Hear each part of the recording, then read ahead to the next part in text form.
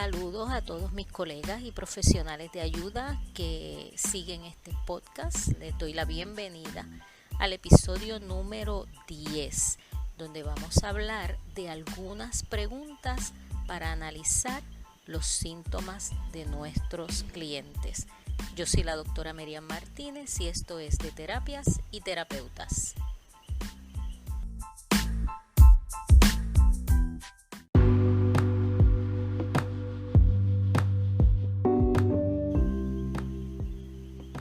Como profesionales de ayuda, son muchísimas las destrezas que tenemos que poner en práctica. Una de las destrezas centrales, medulares, es la destreza de hacer preguntas y de llevar a nuestros clientes a que haga el insight, la introvisión, el análisis, la autoexploración que necesitan hacer a través de las preguntas que utilizamos para dirigirles en ese proceso.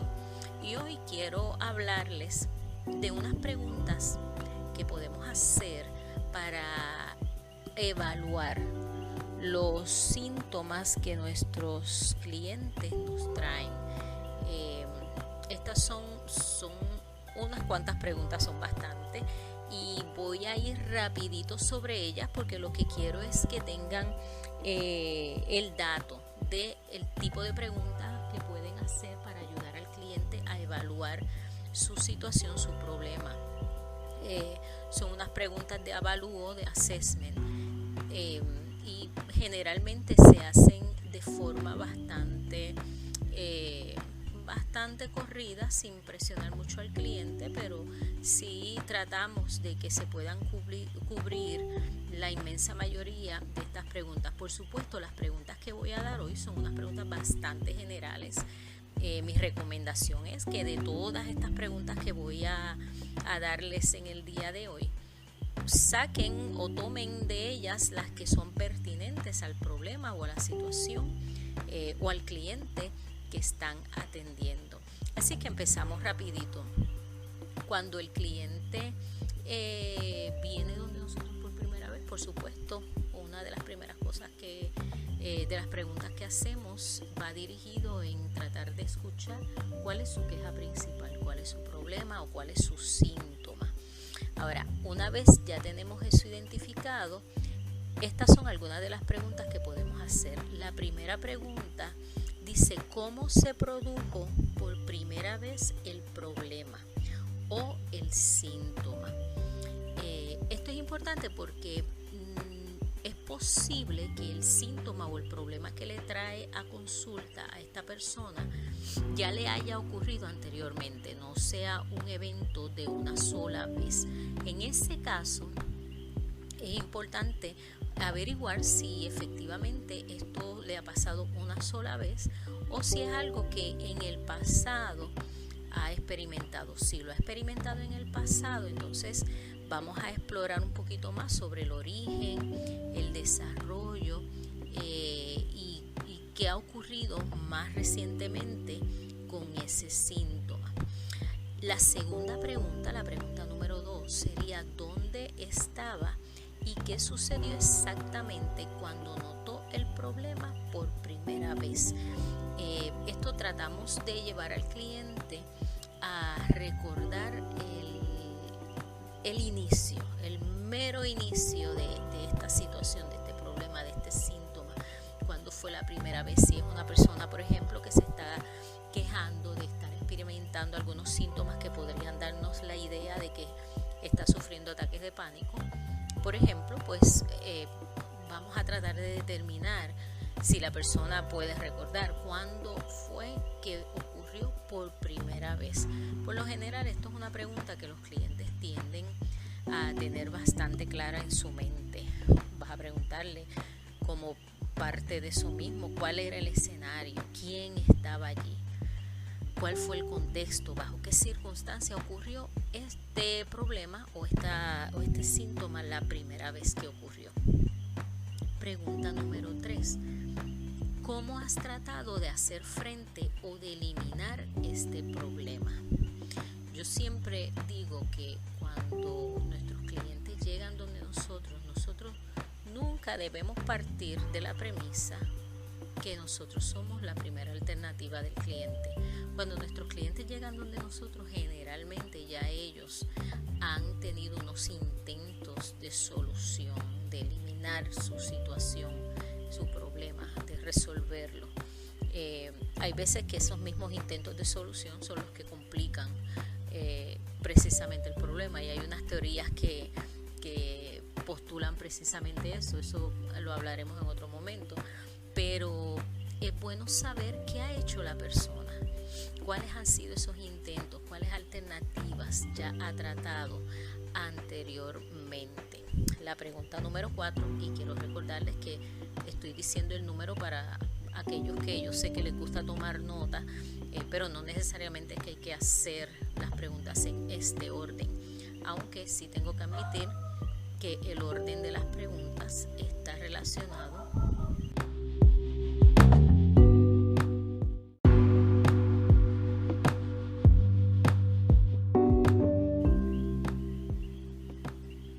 la pregunta número 4, que está muy relacionada a la pregunta anterior.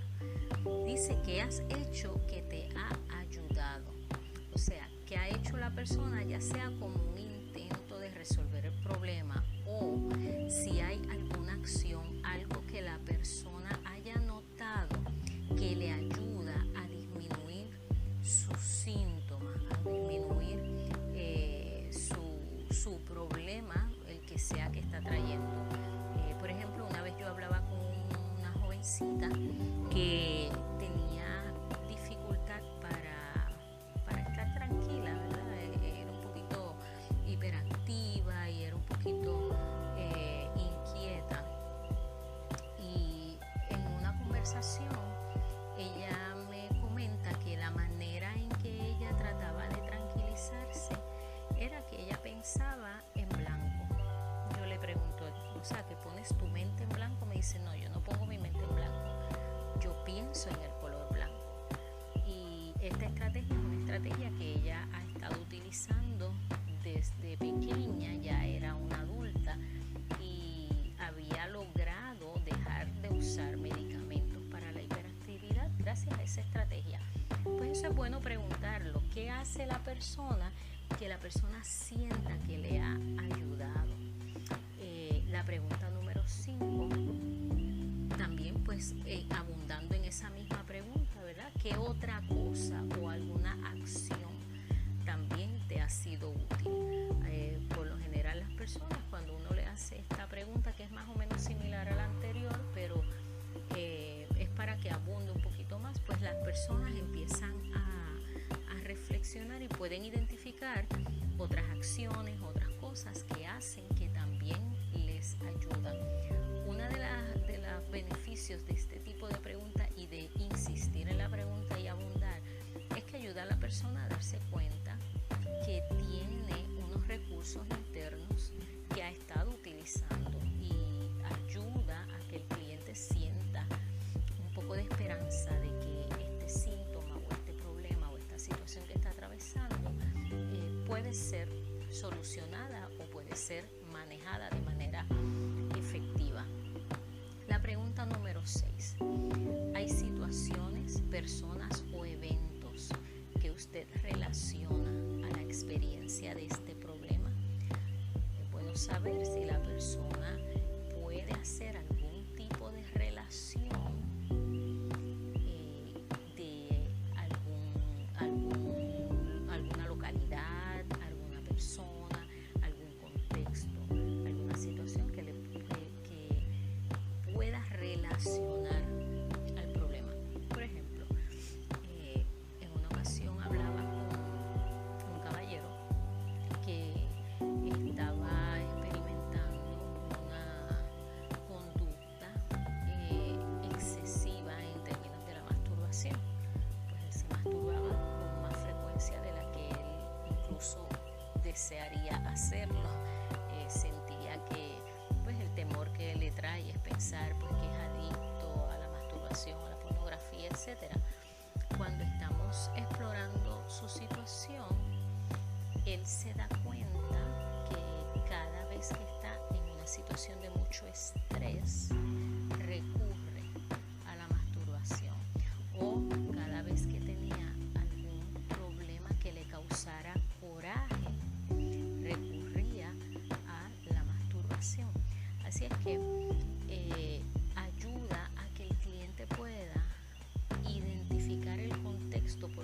Entonces, pues, si podemos establecer una situación de causa y efecto, pues podemos trabajar entonces con la causa y no únicamente con el síntoma, sino con lo que está causando el síntoma. Esta pregunta no siempre tiene una respuesta, no siempre uno va a tener que establecer un patrón de causa y efecto o causa y consecuencia. Sin embargo, siempre es bueno hacer la pregunta. Pregunta número 7. ¿Qué sucede exactamente cuando comienza el problema o cuando comienzan los síntomas? Aquí ya estamos llevando a nuestro cliente a que nos describa qué es lo que pasa. Háblanos, llévanos a través de tus síntomas, a través de tu problema, qué exactamente. Si no estamos hablando de síntomas, estamos hablando de problemas. Una manera en que yo hago esta pregunta es, si tú fueras a explicarme o a decirme cuál es tu problema en una sola oración, ¿cómo lo harías?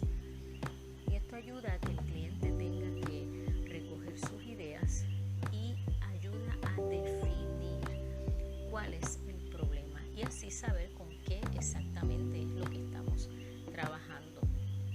La pregunta número 8. ¿Qué pensamientos o imágenes pasan por tu mente cuando está ocurriendo el síntoma o el problema? Esto nos ayuda a establecer los patrones cognitivos de nuestro cliente, qué es lo que está pensando, o cuáles son las imágenes que vienen a su mente. ¿Es un recuerdo? ¿Está recordando algo que pasó? ¿Es una fantasía? ¿Está pensando en algo que no ha ocurrido? ¿Es una preocupación? ¿Siente temor? ¿Siente coraje? ¿Siente placer? ¿Cuál es el pensamiento, la imagen o incluso el sentimiento que puede describirnos cuando está ocurriendo este síntoma? La pregunta número 9 dice, ¿tiene alguna sensación física antes, durante o después de que ocurra el problema? Sabemos que muchas de las situaciones emocionales tienen un impacto en nuestro físico y necesitamos identificar qué ocurre en nuestro cuerpo, no solamente durante el evento o durante el síntoma, sino antes. Si usted tiene una persona que viene a buscar ayuda para controlar su temperamento, para el manejo del enojo, manejo del coraje, es bien útil identificar físicamente qué siente la persona antes de que llegue el momento en que explote de coraje, porque esto nos ayuda a identificar los detonantes y ayuda al cliente a conocer las señales físicas que le pueden llevar o que le están dando la señal de que el síntoma se va a volver a manifestar. La pregunta número 10 es similar a la anterior. ¿Dónde y qué sientes en tu cuerpo? Descríbelo con la mayor precisión posible. ¿Dónde estás sintiendo lo que sea que estés sintiendo? ¿Es en el estómago? ¿Es en la cabeza? ¿Son las manos sudadas? ¿Cómo lo puedes describir?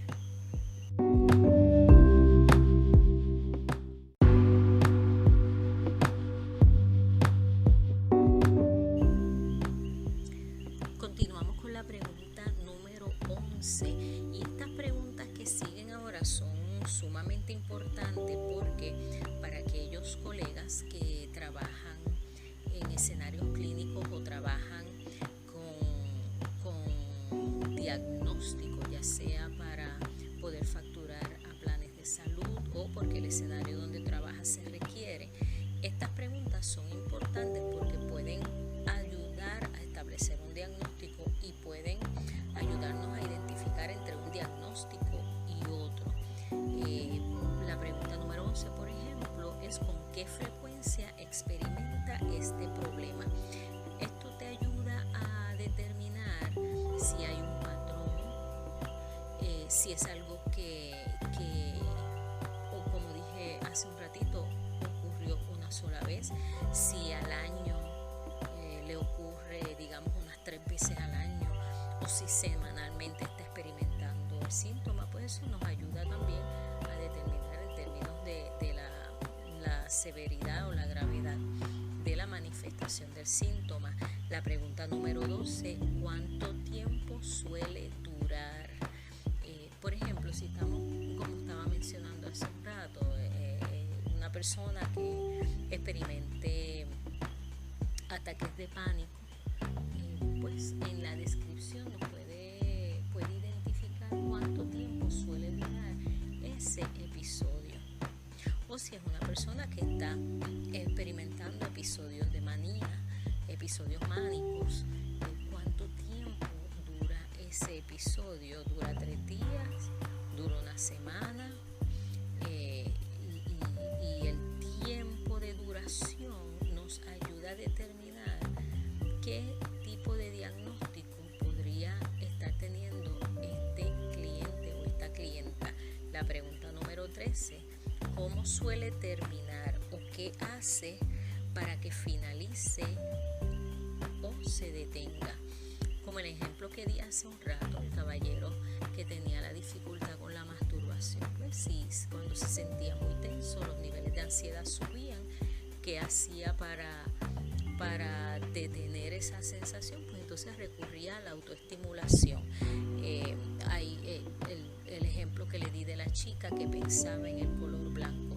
¿Qué hace la persona para que esa situación se detenga? Si estamos hablando ya de un problema de relaciones, por ejemplo, y es una persona que te está diciendo que su problema es que su pareja le establece unas demandas demasiado exigentes, o demandas sobre cosas que le incomodan, y pues le causa un malestar emocional, pero entonces, ¿qué hace para que se detenga el problema? Pues accede a hacer cosas o a tomar decisiones con las que no está de acuerdo para evitarse el problema que está teniendo con su pareja. ¿Qué hace la persona para terminar la situación o el síntoma?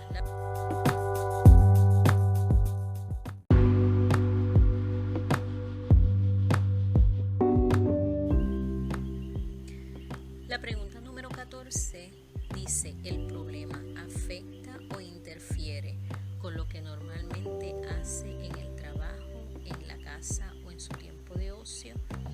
Esta pregunta es particularmente importante porque muchos trastornos y condiciones de salud mental se descifran o se definen como tal cuando crean un problema que interfiere con la vida diaria del individuo. Por ejemplo, una persona puede tener algunas manías, algunas costumbres, quizás hasta medias excéntricas, qué sé yo, una ama de casa que cuando está limpiando los platos en la cocina, una ama de casa o un amo de casa, porque los hombres también pueden limpiar los platos, y que cuando lo está haciendo tiene la manía de contarlos. Una vez yo conocí a una persona que me decía que cuando subía o bajaba unas escaleras, no importaba si fueran pocos escalones o fueran muchos, siempre contaba cuántos escalones había.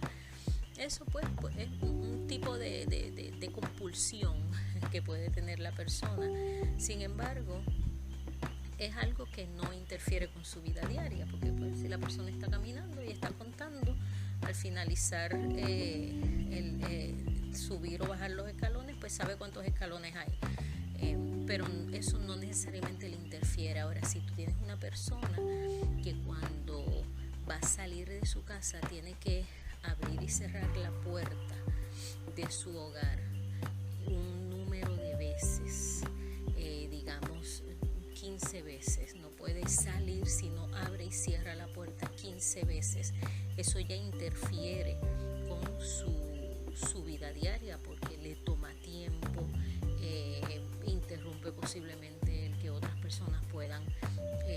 entrar o salir de la casa, porque hasta que no termina su ritual no puede salir. Igualmente yo conocí de alguien que tenía una preocupación con que había dejado la plancha prendida o la estufa prendida, entonces tenía que regresar a la casa, revisaba nuevamente y volvía y se iba, y volvía y revisaba y volvía y se iba. Igualmente otra persona que le daba la sensación de que había atropellado a alguien en su carro, entonces volvía y pasaba por el mismo lugar pensando que había atropellado a alguien y tratando de buscar si realmente lo hizo, pero entonces una vez pasa, pues vuelve y se pregunta, pero ¿y si lo atropellé en esta ocasión? Y viraba para atrás, y a veces la persona podía estar 30, 40 minutos dando vueltas en el mismo sitio por el mismo pensamiento obsesivo y la conducta compulsiva. Esto ya son conductas que interfieren con la vida, ¿verdad? Es un síntoma que afecta lo que hace en el trabajo, lo que hace en la casa. Esto nos ayudaría también a identificar algún diagnóstico en particular. La pregunta número 16, describe la peor experiencia que has tenido con este síntoma. Describe la peor experiencia que has tenido con este síntoma. En otras palabras, cuando el síntoma está en su peor momento. Y ahí sería bueno explorar un poquito más qué pensamientos te surgen cuando has estado en tu peor momento o has tenido la peor experiencia con este síntoma o con este problema. ¿Qué imágenes? Es un poco similar a unas cuantas preguntas atrás, pero aquí lo estamos poniendo en el contexto del peor momento. La pregunta número 17 dice, describa la mejor experiencia que ha tenido con este momento, con este problema, un momento en el que lo manejó bien. Cuando estamos hablando de describe la mejor experiencia que has tenido con este problema, nos referimos a cuando ha sido un momento en que tú has sentido que lo manejaste bien. Y por supuesto, junto con la respuesta que nos dé el cliente, explorar el contexto, qué pasó, qué estaba ocurriendo, con quién estaba. La pregunta número 18, ¿alguna vez ha esperado que el síntoma ocurra y no ocurrió? ¿O ocurrió solo por unos momentos y luego desapareció? Estos son estos momentos en que sorprendieron al cliente porque esperaba tener una manifestación del síntoma, el que fuera, pero no ocurrió o ocurrió de manera leve o por muy poco tiempo. Eso nuevamente nos ayuda también a identificar el contexto en el que eso se da. La pregunta número 19. Si tuviera que calificar la gravedad de su problema con un 1, indicando que no hay angustia, y un 100, indicando que hay tanta angustia que podría causar que se quitara la vida, ¿cómo lo calificaría hoy? Importante, estamos tratando de que nuestro cliente dé una calificación desde lo más bajito hasta lo más intenso en relación a cómo se siente en el presente, en el momento en que está frente a usted. Y por supuesto, dependiendo de la respuesta que le dé, pues el protocolo de preguntas que va a seguir. Si la persona le dice, pues mira, del 1 al 100 estoy en un 50, en un 40, pues sabemos que está experimentando, pero no está en su peor momento. Yo este tipo de pregunta de pedirle al cliente que dé una puntuación, no me gusta llevarlo tanto al 100, dependiendo cuál es el problema. Usualmente uso más del 1 al 10. Del 1 al 10 siendo el 1 lo más bajito y el 10 lo más intenso. Y nos ayudaría, por supuesto, si el cliente nos dice, pues hoy estoy en un 100 o hoy estoy en un 10, pues sabemos que la persona está muy angustiada. Entonces ahí hay que entrar obviamente en una serie de preguntas de si la persona ha pensado hacerse daño o hacerle daño a alguien más, en cuyo caso se tendría entonces que activar el protocolo que debemos tener como parte de la intervención con una persona que está en riesgo para su vida o para la vida de otra persona. La pregunta número 20. ¿Qué calificación le hubiera dado a sus síntomas en su peor día? Vamos a suponer que en la pregunta anterior te dice que la calificación que le da hoy en el presente no es la peor, no está en el peor. Ahora, le podemos preguntar, ok, en tu peor día, ¿a qué número hubieras llegado? Así podemos también determinar hasta dónde ha llegado la angustia de esta persona con relación a su síntoma o con relación a su problema. La pregunta número 21. ¿Cuál es la calificación más baja que le has dado, que le darías a tu síntoma? ¿Alguna vez ha estado completamente ausente? Esto es un tipo de pregunta que ayuda a llevar al cliente a un momento en su vida en el que no haya estado experimentando el problema o no haya estado experimentando el síntoma. Si la persona te dice, pues mira, este problema yo desde que recuerdo siempre lo he tenido, no recuerdo estar sin este síntoma, no recuerdo estar sin este problema, pues ya sabemos que es una situación que viene de toda la vida. O si la persona no recuerda, porque puede que no sea de toda la vida, pero lleva tanto tiempo que no recuerda una época en la que no se hubiera sentido así. Esto nos ayuda también a establecer en términos de tiempo, ¿verdad? ¿Cuánto tiempo lleva nuestro cliente manejando esta situación? La pregunta número 22. Como hemos discutido sus síntomas durante esta entrevista, ¿ha notado algún cambio? ¿Se ha empeorado o se ha mejorado a medida que hemos estado enfocándonos en su problema? Aquí lo que estamos preguntándole al cliente es, de la manera en que hemos estado discutiendo sus síntomas en esta entrevista, el hablar de tus síntomas, ¿sientes que te ayuda o sientes que te empeora? Porque hay algunos síntomas donde esto puede pasar. Por ejemplo, cuando las personas tienen problemas de manejo de ansiedad, problemas de ataques de pánico o episodios de ataques de pánico, muchas veces el hablar de los síntomas hace que los síntomas empeoren. El hablar del problema puede detonar el ataque de pánico o un episodio de extrema ansiedad. La pregunta número 23, y esta sería la última pregunta en esta serie, sería: si tuvieras que dar un título a este síntoma y a los efectos que tienen en ti, como si fuera el título de un libro o de una obra de teatro, ¿qué título le darías?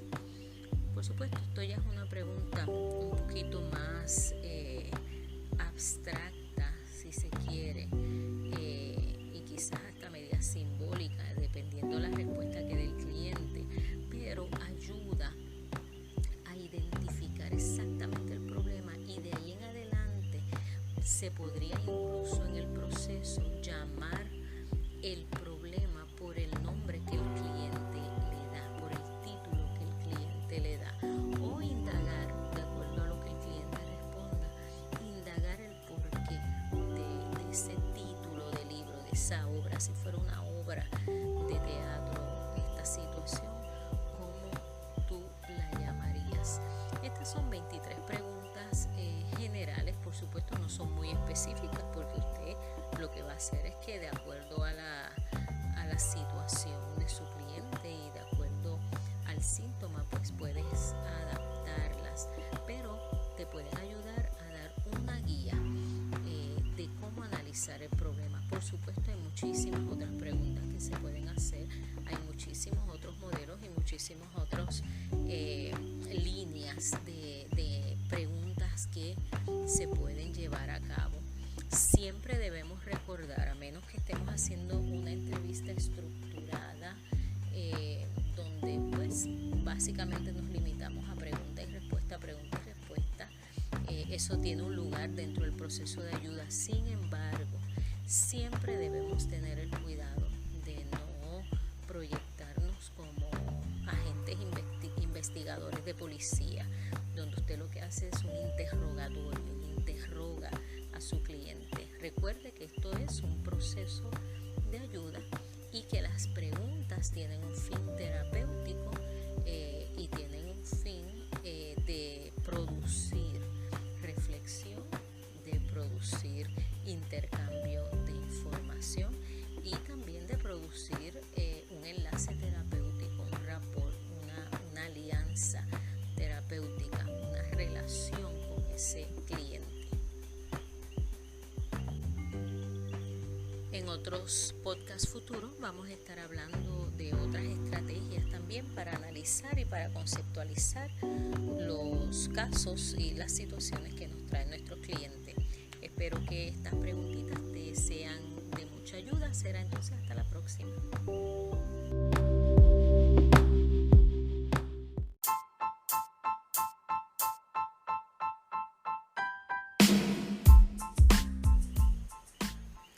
Te quiero agradecer por escuchar este podcast. Espero que te sea de mucha ayuda. Te voy a pedir que si tienes cualquier pregunta, cualquier sugerencia, cualquier tema que te gustaría que discutiéramos en nuestro podcast, me puedes escribir.